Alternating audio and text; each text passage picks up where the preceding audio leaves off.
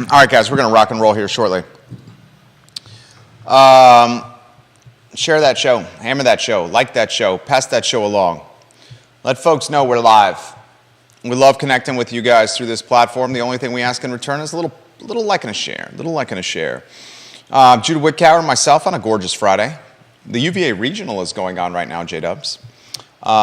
Virginia baseball hosting a super regional is deadlocked in the bottom of the second with the Duke Blue Devils, their ACC opponent. It's 0-0 in the bottom of the second over at Davenport. J-Dubs, a lot we want to talk about. We got the Castle Hill Festival tomorrow. Yeah. You going? I'm going to try to make it. You got a ticket with your name on it. Ooh. Did you know that? I did not. I don't think I did. You got a VIP ticket and a +1 with your name on it. All right. Perks of the job, Judah. Oh, that's awesome. No money out of pocket for you on that VIP ticket with a +1 if you'd like to bring a date. And I'm excited about this. I'm very excited too. Those guys it's fun. are awesome. Did you go last year? Well, we'll talk about it on the show. Yeah. All right, give me 10 seconds and we can rock and roll. Dylan's Rule, what up? We love you, Dylan's Rule. I think you're going to like today's show, Dylan's Rule. It's going to be a little real estate, a little finance, a little politics. J-Dubs, I've been getting, I've had a handful of burner email accounts. Basically, people wanting to put stuff on my radar without attributing it to themselves because of fear of ramification. Yeah. The reality is, you know this as well as I do, if someone says I want anonymity, you don't need to interact with me with a burner account. I'll respect your anonymity. Yeah. One of the ways we get all the information we do on this talk show is because people know they can trust us. Mm-hmm. But burner email accounts have been sending me left and right information on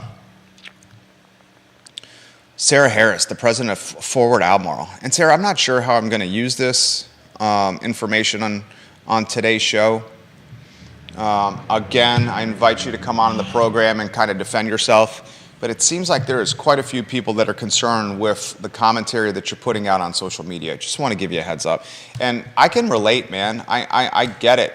You have a large following and you have a platform of influence like we do. Folks are going to wonder and interact with your content because it's vast and large. So, I mean, I understand the position. I just want to kind of relay to you, maybe I'll relay it on the show, some of the commentary I'm hearing from folks within this community. We'll also talk the article in the Daily Progress about the Dave Norris Music Festival. That festival is rankling. How about that word? I like that word. Rankling his opponents. You don't hear rankling that often, do you? Very rarely. Yeah, I very rarely hear it. If at all. Right. And I know you're a man that enjoys, a word or two. I enjoy some good wordplay. Yeah, you're very much a word guy. JB, what's up, JB? We love you, JB. All right, we can rock and roll. Hit that like button if you could for us. Just like Janice Boyce Trevelyan. We love you, Janice Boyce Trevelyan. Juan Sarmiento, he is the king of transportation. Go Wahoos. Also, Louisa Lions girls softball beat Hanover 5-4 to advance to the state finals. Juan, that is a big deal. Congratulations to the Louisa County Lions. In fact, I'm going to start with the commentary on Louisa. Do you still have the SOL graph from Dr. Meg Bryce's Facebook page that we can show on screen? The performance, remember a couple days ago, you went to Dr. Meg Bryce's Facebook candidate page and you found a graph that we wanted to show on the show, Meg Bryce for school board? Let's see. How about this? You start, it's this one. It's the Facebook page is Meg Bryce for school board and here's the graph. I don't think I ever got that. All right, why don't we get the show live and then save this graph and we'll put it on the show. All right. All right, I'm in your hands. Juan, we're going to be talking Louisa right here. Go Louisa County Lions. One of the best assets in Louisa County is the superintendent, Doug Straley, who's a friend of the program. And I'll tell you a good Doug Straley story here in a matter of moments. I'm ready to rock and roll when you are. Quiet on the set.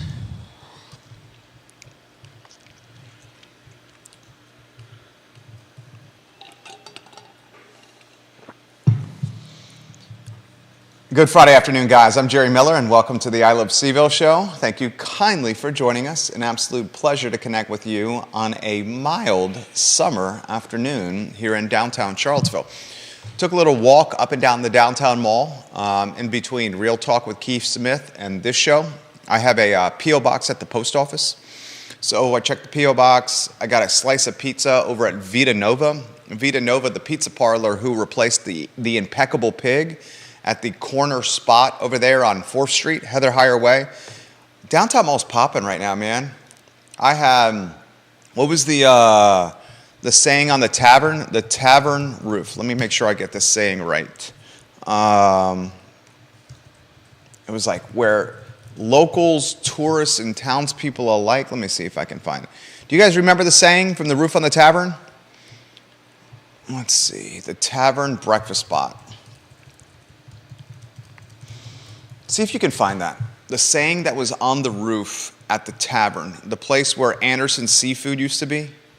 There was writing on that roof. It was like locals, students, and townspeople alike gather at the tavern across from Barracks Road Shopping Center. That's now the downtown mall, and it's popping right now. It's in great hands. And I want to highlight this: the pepperoni at Vita Nova.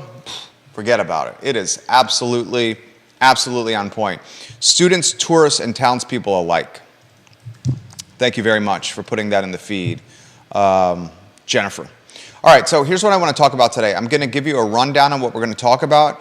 Juan Sarmiento gave us a heads up that the Louisa County Lions are in the state championship for softball. UVA baseball is also playing right now. I'm looking at the box score. It's 0-0 in the top of the third. It's super regional between two ACC rivals. I want to first talk Louisa. I'll tell a Doug Straley story. He's the superintendent of Louisa County Schools.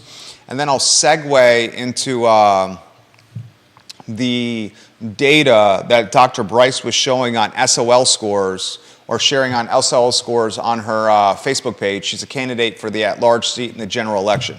First, the Doug Straley story. Juan, you'll appreciate this. When I was a rookie reporter at the Daily Progress, fresh out of college, actually I started here. So the summer before my third year, while living in the Phi Kappa Psi fraternity, I got the itch to turn a passion, which was communication, words, and the gift of writing, into potentially a career. I loved sports. I walked into the newsroom at the Daily Progress, and I saw a man with circular glasses, brown hair combed over, a golf shirt, khaki shorts, sitting at his cubicle. There were stacks of ACC media guides on his desk. This particular individual's cubicle was the first one you saw when you entered in the newsroom. And I immediately recognized his face, but I couldn't place the name, and I was curious why I recognized his face. Then I realized it was Jerry Hootie Ratcliffe, then the sports editor and columnist for the Daily Progress. An institution, still actively involved in ACC sports with his website, jerryratcliffe.com. And we encourage everyone to visit jerryratcliffe.com and support what he's doing. He covers sports very well. So I walk into the newsroom. I'm a rising third year. I want to get a job at this newspaper, and I tell Hootie, I called him Mr. Ratcliffe at the time, and I think Mr. Ratcliffe immediately said, "You need to call me Jerry." And he said, "Tell me about yourself." I said, "Well, I'm a University of Virginia student. I have a passion for communication, for writing, and for sports. And I think I'd like to pursue a career as a sports journalist." And to Hootie's credit, he legitimately took the time out of sitting in this cubicle, researching whatever article he was going to write at that day, and he gave me, in fact, he was actually eating Wendy's. You know his son, Scott Ratcliffe? Yeah. He was actually eating Wendy's. I think he was eating a Big Bacon Classic with a Coke and some fries. A lot of people don't realize this, but sports journalists, sports writers, we're incredibly unhealthy. We stay up late at night. We work and cover games. So when you're having fun watching games, we're working. Then we file the story when the game is over. Oftentimes, we're working till 11 o'clock, midnight, as the paper's getting put to bed. What are the only businesses that are still open at midnight around town? Well, they're bars. It's drinking spots. You're so jacked from work, you can't immediately go home and go to bed because your shift just ended and it's midnight. Sports writers, unhealthy, oftentimes drink too much, extremely high divorce rate, and they do all this stuff for the sake of covering athletics, a passion of so many of us. So I'm in the newsroom. This is 2002. God, this is 21 years ago. That's so crazy to say. I still feel 19 years old every day, but then I tell stories like this where I'm recounting something from 21 years ago. So I walk in the newsroom. I have a button-down shirt tucked in. I remember it like it's yesterday. I'm wearing khakis and some nice loafers. And I said, Mr. Ratcliffe, I'd like to get a job here. I'm a student at UVA. I can show you some of the writing that I've done for my religious studies class, and I can show you this essay that I wrote to get into UVA, and this short story I did for an English class, the creative writing class that I did. And it was Brian Kelly's creative writing class. Brian Kelly was a journalism professor, and I took his class over summer break. I spent every summer in Charlottesville when I was a student at UVA. Never went home to Williamsburg. Spent summers in Charlottesville. The best time of year, if you're a student at UVA, is summer break, where 75% of the student body leaves. So you really feel like you can get to know grounds in Charlottesville because it's so less cluttered and congested. So I'm talking to Hootie in the newsroom on Rio Road. He reads my essay, really does not spend much time reading the religious study 5-page paper that I asked him to read. I don't know why he would read 5 pages on Buddhism, but I thought at the time that was a good idea. He read my entry exam, I got in early to UVA, early admission. He read the essay that I was most proud of, and then the story, the feature story I wrote for Professor Kelly in the creative writing class. And after reading those two, in the middle of eating bites of his Big Bacon Classic French fries and washing it down with a Coke from Wendy's, he said to me, he goes, you know, you got something here, and we have room for you on staff. We'll start you off as a part-timer. You're going to be what is called a stringer or a correspondent, stringer in the game, correspondent on the byline. Daily Progress correspondent. Anytime you see that, that's someone that's not an official staff writer. They're not getting perks like matching 401k or healthcare. They're just getting paid a flat sum per story plus mileage. So he said, I'm going to start you off as a stringer. The byline will say you're a correspondent. Can you cover a game tomorrow? That's how I got this job at the newspaper. The first game I covered was a girls' volleyball game at the Covenant School. I still have the article. I framed it. I was so proud of it, especially as a 20-year-old. And why I'm talking about this is I was given the high school sports beat. High school sports is often one of the most important beats at newspapers because the coverage of high school sports you can't find anywhere else besides the local paper. You might get 30 seconds, 45 seconds on the 11 o'clock news, maybe a highlight or two. But in 2022, 2023, the early 2000s, high school sports was the bread and butter of the newspaper. So much of the community cared about them. I realized that very quickly as I became the guy in charge of covering high school sports for the newspaper as a 20-year-old. One of the beats that was blossoming at the time in the early 2000s was the Louisa County High School Athletic beat. And you're like, how is the Louisa County High School Athletic beat blossoming? This is Mineral, Virginia. It's a town of what, 10 or 15,000 people? Come on, Jerry, be serious. No, I'm telling you, when Mark Fisher and Coach Fisher has since passed away, I believe Coach Fisher has passed away. Juan, is that right? I don't want to speak out of turn. I know Coach Fisher has battled cancer. I believe he's passed away. Yeah, I'm 99.9% sure that Coach Fisher's passed away. Rust in power. Juan, help me with that. So Coach Fisher comes to Louisa, and he's in charge of taking over a football program that's pretty pitiful at the time. And by pretty pitiful, I mean extremely pitiful. But he saw a sleeping giant, Mark did, because it's the lone high school in the county. The boys in the county, the young men in the county are what they call farm strong. So a lot of these boys accustomed to physical manual labor, working the farm, working around the house. I'd say most of the Louisa County football team at that time had part-time jobs. Not only were they high school students, but they were working part-time somewhere in some kind of physical capacity. So Mark Fisher takes over this job as the head football coach of Louisa, and this guy's passion and zest and leadership skills rallies the community. He has an athletic director by the name of Doug Straley at the time.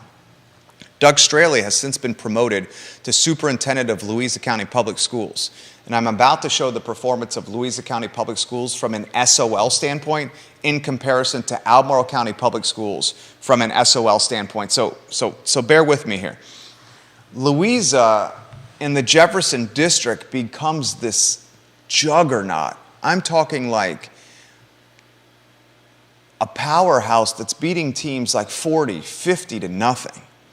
And this community where it's a sleepy town that didn't have a lot of options for Friday, Saturday night fun, they rally around Coach Fisher in the football program with a vengeance. And as I'm in charge of covering high school sports, the most important beat in high school sports is football because it gets the most people in the stands. When you have a lot of people in the stands on Friday night, they want to figure out what happened with the other matchups around Central Virginia that they couldn't watch firsthand. So I'm sitting here as a 20-year-old. I go to the first football game on a Friday night. The stands are half full. I think Louisa beats an out of Jefferson District opponent like 40-something to nothing. I'm like, damn, this football team is good. Like really, really good. I go to the next home football game because I enjoyed watching the first one. I get to know some of the young men named, their parents, speak to Coach Fisher. I'm inspired by Coach Fisher immediately. He has since passed away. The second time, I'm like, these stands are way more than half full. We got max capacity here.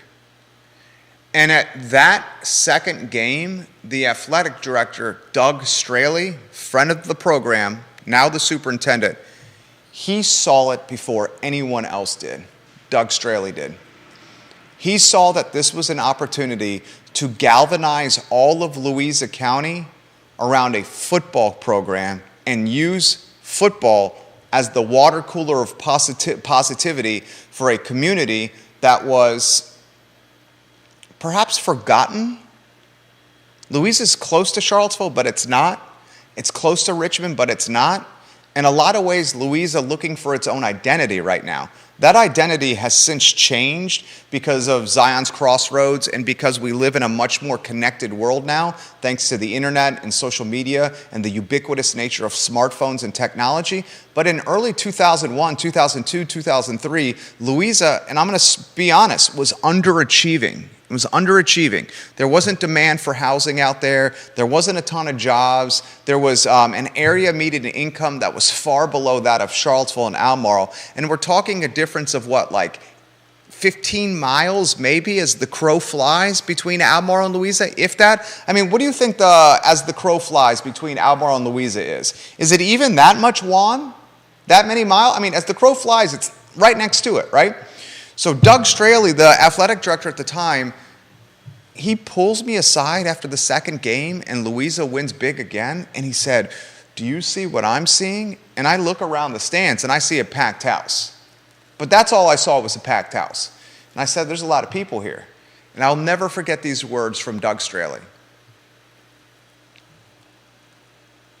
He says, I see the entire community in my stands right here. What can I do to take this to a different level? It's literally what he told me. A 20-year-old told me that, the athletic director. And I said, I don't know. I got to get in my car and drive back to Rio Road to file my story. You guys just kicked the bejeebus out of some out-of-district opponent, and you're going to be above the fold in the sports section right now. I got to sprint to the Daily Progress if I'm going to get my 16 inches in the newspaper for tomorrow's edition. So I'm hauling ass from Mineral down 64 to Rio, going legitimately between 80 and 85 miles an hour, hoping a police officer is not shooting radar, to get to the newsroom, the Louisa football stadium, the furthest stadium from the newsroom in Central Virginia at the time. So when you're on that beat, you literally are hauling tail to get back to the newsroom to write the story. I get to the newsroom at the time after that second game, and Chris Wright, the Preps editor of Daily Progress at the time, literally looks at me and says, I need 16 inches of copy from you right now, and you have 20 minutes to give it to me. This is the second story I've ever written in my life. You want to know what pressure is? You have 20 minutes to write 16 inches of copy. 16 inches of copy is a lot of words. And this is the second time you've ever done this in your life. So I sat down, put my head down, didn't talk, look up, and he tapped me on the shoulder and said, it's been 20 minutes. I'm like, all right, here's my story. Next day, it's in the newspaper, above the fold, like I told Doug Straley in the sports section, and he also had the lead photo. I guess I did a good job covering this, because I got put on the Louisa beat the next time, and the next time, and the next time. And as this rookie Cub reporter is kind of feeling out what he does well as a sports writer, he has the benefit, and I'm talking me, of covering a team that also is trying to figure out its identity. So in the third game, Doug Straley, the athletic director who pulled me aside, the guy who said, you see what I see, community, and what can I do better? Guess what happened in the third game? You start seeing a live lion on the sidelines of the football field. A lion, live, real lion in a cage. Cheerleaders were entrusted, teenage cheerleaders, females, were entrusted with pushing Bubba, yes, Bubba the lion, in a cage all around the field. Not only does Doug Straley get Bubba the lion in a cage, it's the Louisa County Lions, that's their mascot, the Lions, but he gets parachuters skydiving from an airplane, 2 of them, with the game ball, the football used in the contest that night. It's parachuted in skydiving capacity to the 50-yard line. The third thing Doug Straley did, he got an arch of balloons for the players to run through when coming out of the locker room onto the field. He also got a banner for the players to run through. As they were coming through this arch of balloons, they shred through the banner and they get on the gridiron. He has pyrotechnics? Yep. He's got pyrotechnics on the sidelines, literally shooting up, firing rockets. The game ball being skydived in a live, authentic, real lion being whisked around the football field to the chagrin, cheer, and passion of those of us in attendance. By the third game, 20-year-old Jerry was hooked, man. I was hooked. It wasn't work for me. It was a spectacle of fun and enjoyment. As the season progressed, you could not find a ticket to go to Louisa football on Friday night. As the season progressed, it was straight out of Varsity Blues. The businesses in Mineral put signs in the door, closed for the football game. As the season progressed, Doug Straley and Mark Fisher built an environment where fans were getting to the football stadium at lunchtime to tailgate a 7:30 kickoff. As the season progressed, Jerry, me, the only one in the press box, was soon Richmond Times-Dispatch next to me. TV stations next to me. Dickie Purcell, the color commentator, on the microphone, calling the game, a Louisa County legend. Tammy Purcell, a social media Substack genius on Twitter. Follow her content for Louisa. She does a hell of a job. Doug Straley and Mark Fisher utilized football to galvanize a community that was forgotten, a community that had seen better days, and a community that was searching for its brand identity. The passion and commitment to this program and to athletes like Eric Church and Jeff Melhaff and Terrell Wells, Rontre Houchins, the running back who ran in the single wing attack, who was All-State. Rontre Houchins later had significant problems with crime and drugs, but when he was a tailback in high school, the guy was a brick. I was going to use a profanity, but the guy was a battering ram. No one could tackle him. Straley had the vision. Fisher had the X's and O's and knew how to run the day-to-day ops. Fisher was your manager, the guy who ran the day-to-day ops. Straley was your chief executive with the vision. No surprise today, Douglas Straley is the superintendent of Louisa County Public Schools. The guy understood what football meant to his community so much that he said to me, Jerry, I know you mentioned to me you're going 85 miles an hour from Mineral to the newsroom at the Daily Progress to get your 16 inches of copy, and you really only have 20 minutes of work to write it. You know what Doug Straley told me? He said, Jerry, why don't you file your story from my office instead of driving to the newsroom? And if you file your story from my office here at Louisa County High School on my personal computer, you can sit at my desk, in my chair, use my personal computer, and I won't even stay in the office with you. You can have a water here. I'll buy you dinner. Here's a soda or water. Eat it on my desk. I don't care if you make a mess or get crumbs on it. Make my office your personal newsroom. Doug Straley literally told me that. Make my office your personal newsroom.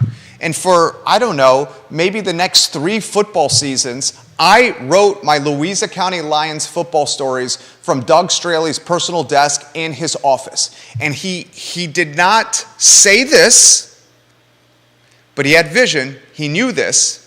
He knew if I could get approval from Jerry Ratcliffe and Chris Wright to file my stories from Doug Straley's desk in his athletic office, this is what he knew was going to happen.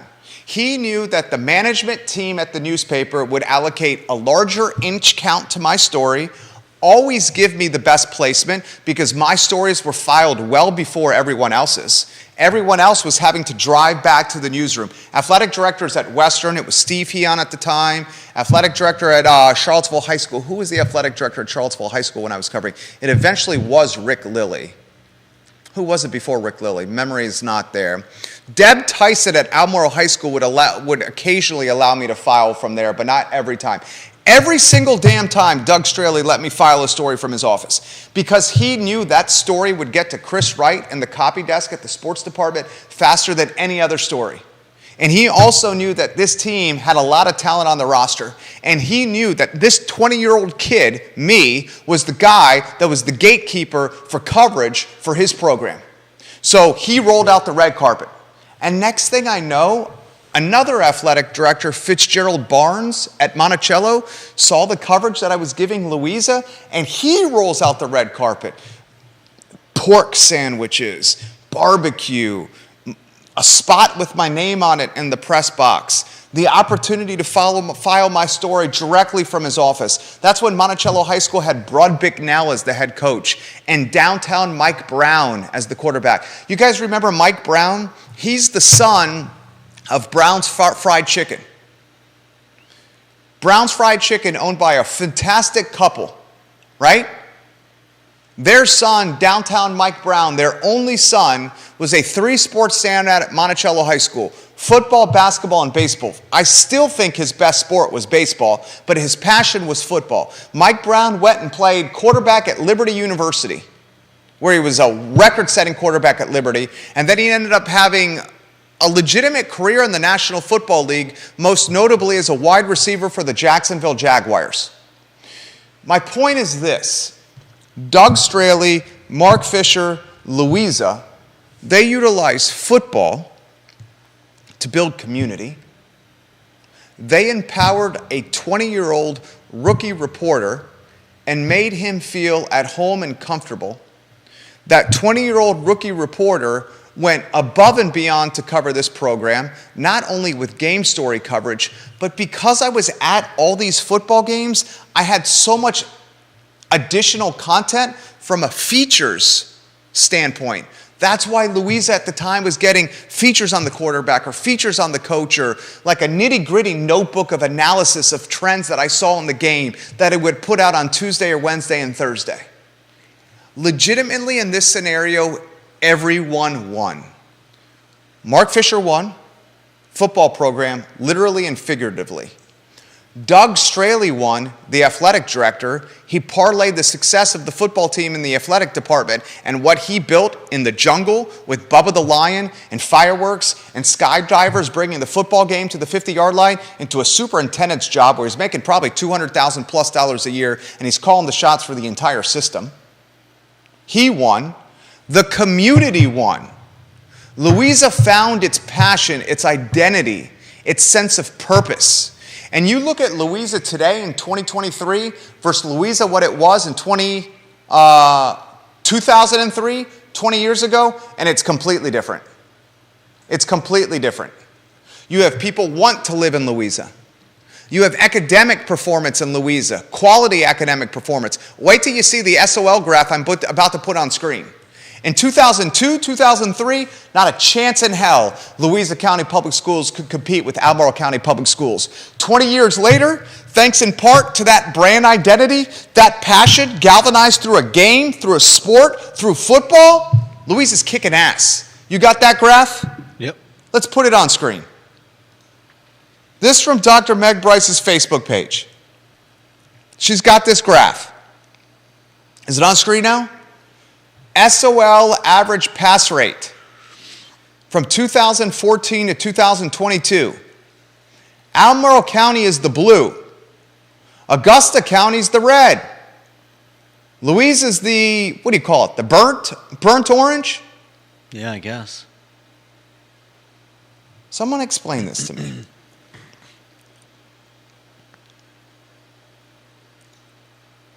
How does Albemarle County Public Schools go from an SOL pass rate in 2017, Judah? You with me? Yeah. Might as well weave you in on a two-shot. How does Albemarle County Public Schools go from an SOL pass rate of over 80% in 2017 to an SOL pass rate in 2022 that's basically 67.5%. Yeah. That number's even lower now. And if we follow the school board meeting last night, Albemarle County Public Schools, one of the topics that was being discussed at this school board meeting was the performance of black and brown students within the school system. That performance, I encourage any viewer and listener to do the research yourself.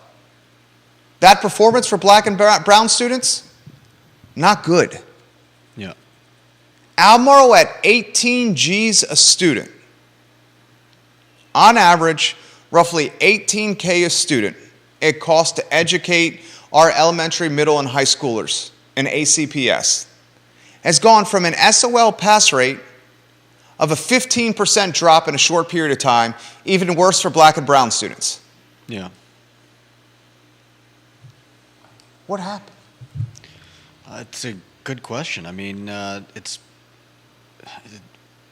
you look. We at call this COVID? Well, you look at the. I mean, this only goes to 2022. Obviously, they don't have numbers for 23 yet. But I mean, it's strange that every county started going up between 21 and 22, except for Albemarle. And Albemarle's just been on a straight. I mean, they all went down, obviously, or most likely because of the pandemic. But Albemarle County just kept going. It would be very interesting if we. Who was the first school system to open in Central Virginia during COVID? What was the first public school system to reopen and go back to normal? Anybody? Viewers and listeners. Anybody? Put it in the feed. What school system was the first to open in Central Virginia during COVID? Anybody have the right answer? First right answer in the comments section gets a free I Love Seville sticker. First one. Put it in the feed. Who's going to get this right? Janice Boyce Trevelyan says, we live in Louisa. Albemarle County is about a mile away as the crow flies from our house. She says it's less than a mile from us, and we live in Louisa. Albemarle is. Thank you, Janice. You know what? Thank you for that comment. Janice Boyce Trevelyan, after the show, can you send her a DM and give her a free sticker on us? Who was the first school system to open and try to go back to normal during COVID? Kelly Jackson's watching from Colorado Springs having a Bloody Mary. God, I'd have a Bloody Mary with you right now, KJ, and then some. She says, Albemarle schools are great if you're a STEAM program, science, technology, engineering. What's the A? Is it architecture? Math? What's the A in STEAM? I don't know. Or have special needs. Other than that, good luck. She has a daughter who is brilliant in Albemarle County Public Schools. She says it's great if you have special needs or you're in the STEAM program. Other than that, good luck. All right, I haven't seen anyone. Holly Foster. Oh, Lisa Costello and Holly Foster. Lisa Costello and Science, technology, engineering, arts, and math. Oh, arts, thank you. I mean, that seems to cover quite a lot of... Is that all of school? Science, technology, engineering, arts, and math? I guess it doesn't include history, writing, English, and recess. I guess a foreign language. There's a lot of stuff that's not in STEAM. Doesn't include music or... I would say music falls under the arts. Yeah, that's true. Holly Foster, you are correct, Louisa. And Lisa Costello, you are correct, Louisa. Yeah, I mean, I don't know. Can you DM after the show Holly Foster, Lisa Costello, and Janice Boyce Trevelyan? I was only going to give out one sticker, but you know what? I'm feeling a little generous today. We'll cover the postage. You DM them. Holly Foster, Lisa Costello, and Janice Boyce Trevelyan each got a free I Love sticker on us. The first school to open during COVID and said, screw this, we need to get these kids back in the classroom. Screw this, the risk from COVID is not nearly as significant as little Johnny and little Susie learning their ABCs and their 1, 2, 3s in the coat closet or in the downstairs unfinished basement next to Max the dog, his crate, with a bunch of fur balls right next to Max the dog. I'm talking about my house over there. Oh, yeah. Louisa was the first. Louisa was the first. Now put that graph back on screen. Put the graph back on screen. When did Louisa start rebounding? 21. Or at least that's where... When did COVID start? March of March 2020. When did Louisa start rebounding? When did all the schools start rebounding except for Albemarle? 2021. Augusta, Fluvanna, Louisa, Orange, and Rockingham. The outer county schools less impacted by liberal ideologies open faster. The outer counties in Central Virginia, more conservative with their ideologies, the more conservative ideologies at the time, wanted the schools to open immediately. Albemarle, a swimming pool undoubtedly of liberal ideology, wanted to stay closed. One of the candidates, to her credit, and I'm giving her props here, I want someone to tell this to Katrina Carlson, please. I'm giving her props. Katrina Carlson, chairwoman of the Albemarle County School Board, currently running in HD 54, House of Delegates race 54. She's competing against Dave Norris, who is apparently not only an affordable housing advocate, but evidently Dave Norris is now a music festival promoter and organizer. Dave Norris caught a little heat for that in the Daily Progress. We'll talk about that today on the I Love Seville show.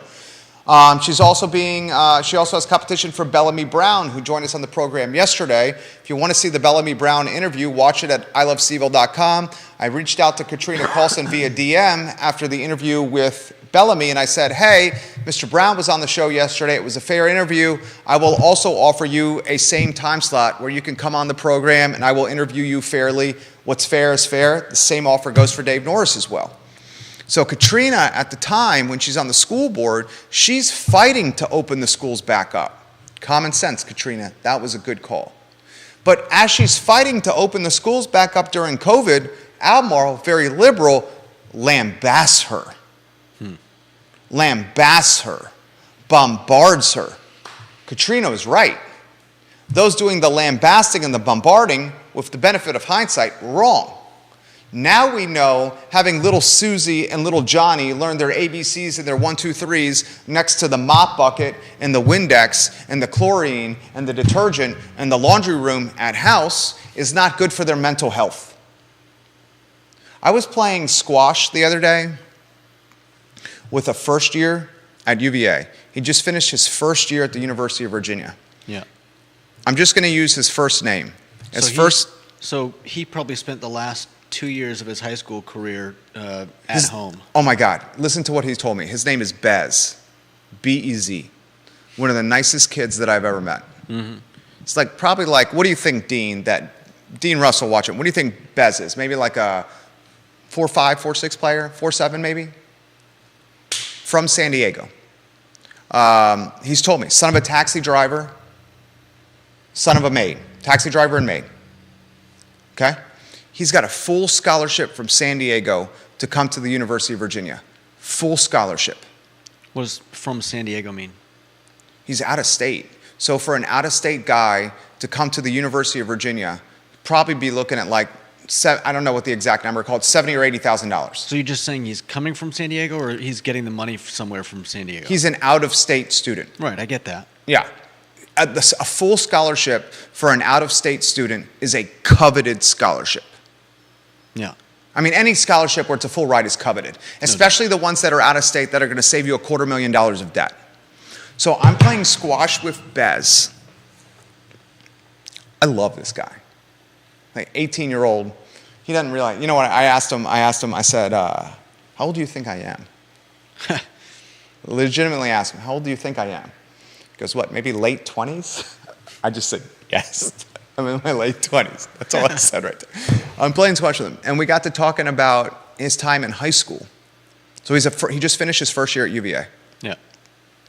And he was talking about COVID and learning in this COVID period in San Diego. And he said that as schools were reopening in San Diego, the friends, his inner circle of friends, he didn't even recognize them when we were coming out of COVID and we were expected to go back to school. The same folks that were his inner circle friends that were doing things the right way, like school, staying out of trouble, making the right decisions, going about life as a good person, a lot of those same people, as he got back in their social circles because they were out of quarantine, they didn't care about school anymore. They were more jaded with their outlook on life, more into drugs, more into doing things they shouldn't have. Spent a year and a half learning school through Zoom, when the reality is the camera never had to be on for the Zoom class. Right. So they could never tell if they were on another tab, like on Discord or playing video games. Yeah. He told me he had to cut out the friend group because he was that razor focused to better his life. He knew in his economic setting he was going to have to get a full ride somewhere for college. And he went balls to the wall to get it. Yeah. And the way he was able to do it, unfortunately, was cutting out friends. That's maturity. It's also extremely sad. Yeah. Extremely sad. No doubt. Katrina realized we had to get the kids back in school. Her counterpart, for example, Judy Lee, said no. Don't get them back in. Albemarle in totality, so concerned with this one-of-a-kind pandemic, it didn't realize the negative ramifications of quarantining children at times when their brains were still developing, at times where they needed guidance from adults, not their parents, at times when they needed to fail upward. There's nothing wrong with failing if you learn from it. Right. If you fail forward. Yeah. If you fail and you do it forwardly, then it works to your advantage. I have failed so many damn times in this business. 15 years this past May. I've made so many blunders, but each of those blunders has taught me more than a success ever had. Yeah. Ever had. Exactly. She said, get the kids in the school. She caught tremendous heat from that. She got tremendous heat from Sarah Harris, the founder of Forward Albemarle. She and I going back and forth, a little brouhaha about her indoctrination tweet. I'm still flabbergasted that the president and co-founder of a lobbying group calls the Pledge of Allegiance indoctrination. I have been bombarded from burner email accounts sending me screenshots of Sarah K. Harris's Twitter account over the last 24 months. So I can justify what I just said. Do you have your email address open, Judah? Do I have my... Do you have your email account open? Yeah. Okay. I'm going to forward you the content of one of these burner accounts. Okay? Okay. When I forward you this content, you, Judah Wickhauer, you determine what you want to do with the information in it. I will leave the decision of what we're going to do with this content legitimately up to you and your judgment. Okay? I forwarded it to you. This is the co-founder, face of the organization, the Progressive Lobbying Group of Albemarle County Public Schools. That's in your email. Take a look if you want to put it on a one-shot. It's your decision what we're going to do with this stuff. Go to a one-shot with me, and then we can go back to a two-shot after you've taken a look at all that information.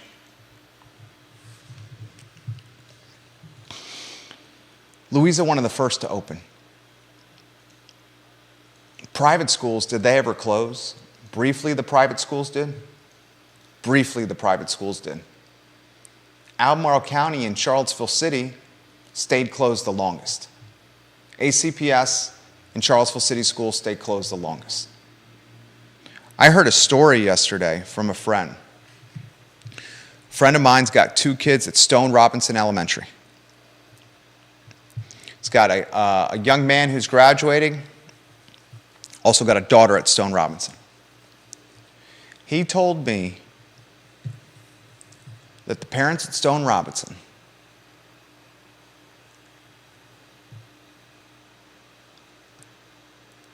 they were informed by the administration that 4 elementary school students were caught vaping in the bathroom and on the playground.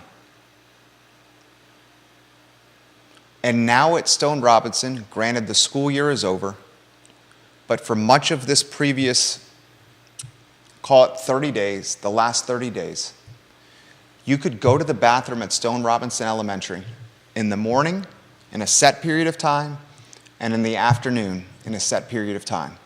If a young man or a young girl had to go to the bathroom any period of time except in this set period in the morning and this set period in the afternoon, the young man or young daughter had to raise their hand, had to ask the teacher, and the teacher had to call ahead to the principal's office, and either the principal or the vice principal would come to the classroom and have to walk the student to the bathroom, check if any other kids were in that bathroom, and wait outside the door and time the students for how long they could be in the job. How many kids go to the school? Stone Robinson Elementary? I bet you that information's online.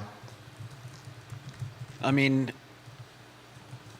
wouldn't you need like a full-time job for that? Well, that's why they limited it to only afternoon and mornings. And the students Yeah, but you that said it says any roughly 450. And they said the ones that went to the bathroom too many times outside of those period of times were told to hold it.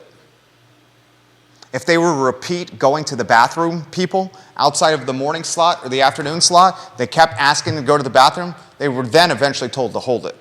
But four kids popped and real spit. people working here, or like This is really happening. Ask any parent at Stone Nazis? Robinson. This real, legitimately ACPS, $18,000 a student. Ask any parent at Stone Robinson. 4 kids suspended for vaping at an elementary school. Vaping at an elementary school. That suspension leads to bathroom Nazi behavior, where you could only go in the morning or the afternoon, and if you wanted to go in the middle of the day, you had to be chaperoned by an administrator who stood outside the bathroom and gave you a limited period of time that you could be in it. And if you over-asked to go to the bathroom outside the morning window or the afternoon window, you were told to hold your pee or hold your poop. I mean, 2023 ACPS. True story. nuts. I mean, first of all, punishing the entire school because you had to suspend 4 kids for vaping. I mean, it's a shame that kids in elementary school are vaping. I But thought the same why would you thing. punish everyone for that? That's literally what the dad said. And then to go so far as to create a series of rules that you would think that if anybody heard you discussing those rules, they would be like, "Are you insane? Yeah. These are our kids you're talking about. That's You're going to deny elementary school children going to the bathroom because you're worried that that every single one of them has a vape pen hidden in their back pocket." That's literally what my buddy said. The dad of his 2 kids. My buddy has a dad. He has got 2 kids at Stone Robinson. He literally called the principal and said, "You're punishing the entire school because 4 kids were suspended for vaping?" Then he took it further and said, kids going to the bathroom by themselves helps them independence and self-confidence and grow and mature. When you chaperone a child to the bathroom and stand outside the door, you're marginalizing them. I mean, I think it's crazy that we even know that fact. Like, when all of us, people listening in, you and I, when we were in school, was there ever a question of like, what does it mean for me to go to did I ever think as an elementary school, I was pretty terrible. I did some bad things in the bathroom. I'm sure. Maybe you were not. I'm sure you did, but I should have probably been chaperoned in the bathroom. but seriously, and Embarrassing. still, like, I just think it's insane that we've gotten to a point where there is a discussion A bathroom police. about Bathroom police. what it does to a child's self-confidence to either be able to go to the bathroom alone or be chaperoned there. I mean, that's just... John Blair said Augusta County went back August 18th, 2020. Juan Sarmiento said one of the reasons we were first to go back to school because our internet is so terrible out in Louisa. We couldn't do the online learning, so we had to get back to school. That's a good point. Every cloud has a silver lining. Every cloud has a silver lining. That's 100% right. 100% right. John Blair also says, we're giving a master class. He says, Jerry, you and Judah are giving a master class on community. I'd also point out that Augusta County is home to Riverheads, which has won 5 straight state championships. Augusta County Public Schools are much better than Albemarle County Public Schools at this point. It's not even close. Put the data on screen. Albemarle is this mythical creature in the Commonwealth. And in this mythical creature in the Commonwealth, Albemarle has these connotations and denotations of affluence and of wealth and of rolling pastures and of estates and of cash money and of finance and of the University of Virginia and the smartest people in the Commonwealth. Albemarle has this allure of being paradise. I mean, you talk to people in Central Virginia and everyone in some ways thinks that the folks in Albemarle are better than them. But you want to know something? Look at the data. Is it on screen? It is now. The SOLs don't reflect that, dog. Look at the data. Who's on the downward trend? Just Albemarle. Who's on the upward trend? Everybody else. Augusta County's ahead of Albemarle. Louise is ahead of Albemarle. How much longer till Fluvanna passes Albemarle? Looks like maybe a few days. Tomorrow? Yeah, that was so funny. That was effing hilarious. I genuinely laughed. Why don't you? That was hilarious. I mean, that was 2022, so we may already be there. In fact, Right, that's what I'm saying. by those trajectories, There you go. I wouldn't be surprised if Albemarle is. I mean, let's see. They're probably getting close to 65 by now, and it looks like everybody else is probably at least breaking 70. There you go. Just if we follow those same lines. Explain to me how the school system that spends the most money per student is the one on the downward trend. Can someone explain that to me? How is the school system that's spending the most per student, 18 G's on average, the one on the downward trend? Because not all expenditures are created equal. Is this a reflection of politics? Is this a reflection of COVID? Is this a reflection of politics and COVID driving the best teachers out of the classroom? Is this a reflection of poor leadership? Is this a reflection of the school board? Is this a reflection of students heading to private schools that maybe were the best performers, leaving some of the performers that aren't the hottest in the hallways? Or E, all of the above. Or all of the above? Is this a reflection of a principal saying 4 kids got popped vaping at Stone Robinson Elementary, so we're going to punish the entire school? Because that doesn't seem very intelligent. No. I wouldn't lead that way. You basically are taking the trust and the relationship you've built with the student and squashing it in the last month of the school year. Yeah. Hold your pee-pee. We don't. Hold your poo-poo. Well, it's also saying we don't trust any of you. Exactly. You little brats. Exactly. Exactly. It's the easy way to lead, not the hard way to lead. This is what I found in life, and it took me a long time to figure this out. Oftentimes, the hard path is the right path. And the easy path, on paper, might seem like the shortcut, but it ends up screwing you in the end. If you're experiencing hardship, 9 times out of 10, the hard way is the right way. And it's unfortunate, but it's the case.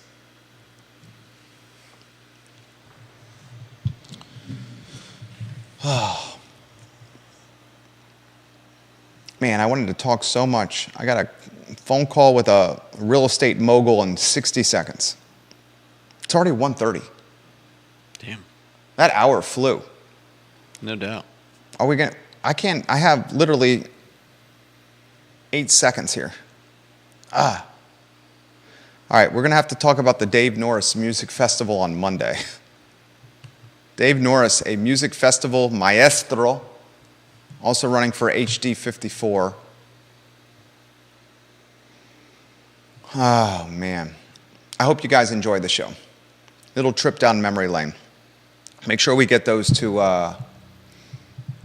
the 3 ladies, the I Love CVille sticker, Janice, Holly, and Lisa. Guys, this is the I Love CVille show. Talk about stuff that matters. The stuff may not be comfortable all the time. It may be awkward. It may not be what you want to hear. It may irritate you. You may like it. But it's honest and authentic and applicable to the community we live within. I will always be honest and authentic and relay content that is applicable to the community we live within. For Judah Wickower, my name is Jerry Miller. Enjoy your weekend.